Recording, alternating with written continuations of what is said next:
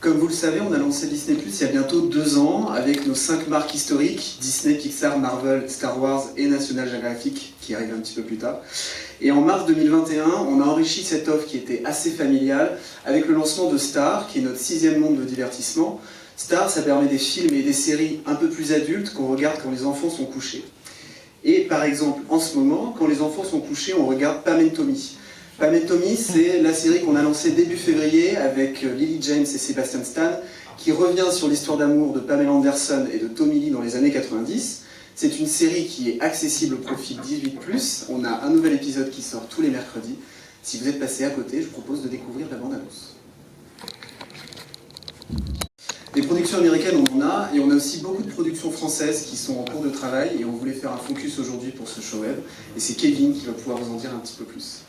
Merci beaucoup Pierre, bonjour à toutes et à tous. Donc, je suis ravi d'être parmi vous aujourd'hui pour vous présenter les 3 premières productions originales françaises de Disney+, qui seront diffusées dans les prochaines semaines en France et dans le monde.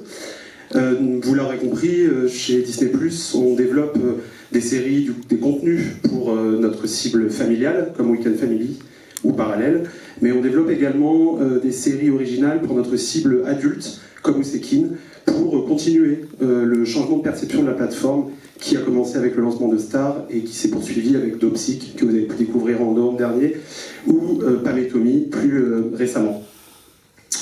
Les 3 séries dont je vais vous parler aujourd'hui, dont Weekend Family, ont des genres, des arènes, des tons très différents. Et elles montrent vraiment l'étendue des possibles sur Disney+ aujourd'hui. Ce sont des séries qui sont résolument contemporaines, qui sont ancrées dans notre époque, des séries qui sont représentatives de la diversité de la société française, et des séries qui ont un storytelling exigeant, porté par des autrices et des auteurs, des productrices et des producteurs français de talent. Et on espère surtout que notre enthousiasme sera partagé par nos abonnés en France et dans le monde.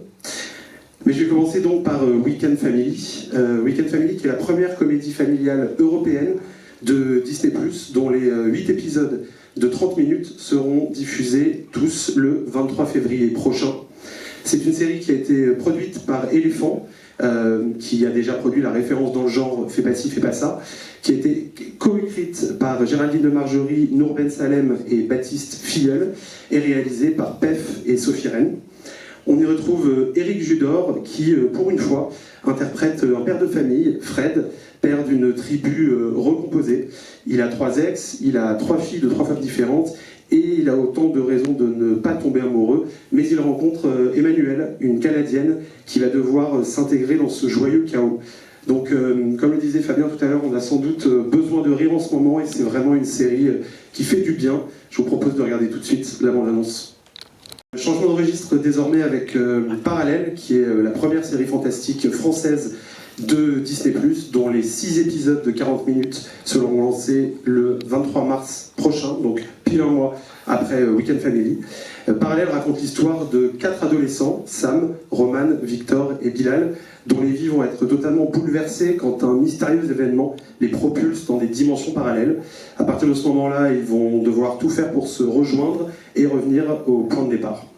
C'est une série qui a été créée par Cook Dantran, que vous connaissez pour son écriture dans 10%, Nox ou encore Marianne, produite par nos amis d'Empreinte Digitale, à l'origine notamment de Mission ou Lazy Company ou encore Moa ou Les Grands, que des bonnes séries, et réalisée par Benjamin Rocher et Jean-Baptiste Sorel.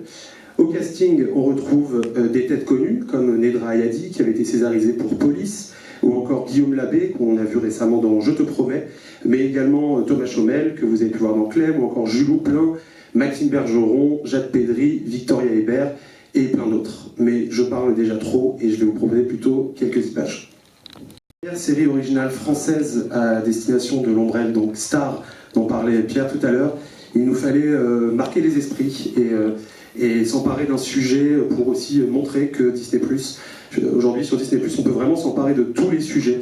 Et on espère que c'est le cas avec Ousekine, une mini-série en 4 épisodes d'1 heure, produite par Itinéraire Productions, réalisée, créée, showrunnée par Antoine Chevrolier, dont vous avez pu apprécier le travail dans Le Bureau des légendes ou Baron Noir.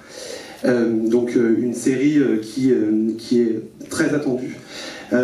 Cette série, elle revient sur les terribles événements de la nuit du 5 au 6 décembre 1986, pour ceux qui s'en souviennent, où un jeune étudiant français d'origine algérienne, Malik Oussekine, a été battu à mort par la police en marge des plus grosses manifestations étudiantes depuis mai 68. La série, elle est centrée sur le combat de sa famille pour obtenir justice, et puis on va vraiment plonger dans les années 80 pour comprendre l'impact que ce drame a eu sur la société française de l'époque et encore d'aujourd'hui.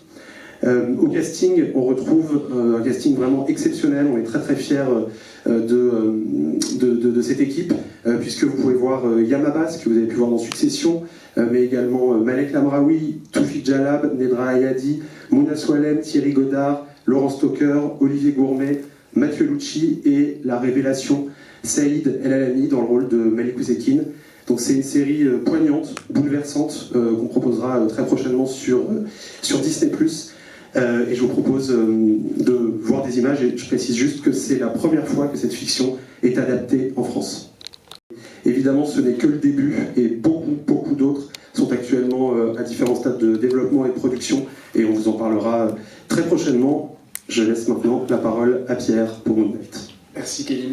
Avant de nous quitter, et pour ravir les fans Marvel dans la salle, on voulait vous remontrer la bande-annonce de Moon Knight si vous ne l'avez pas déjà vue. C'est une nouvelle série par Marvel Studios dans laquelle Oscar Isaac va incarner le célèbre Moon Knight. Elle arrive en streaming dès le 30 mars sur Disney+. En tout cas, merci pour votre temps et votre attention. Bonne soirée et à bientôt.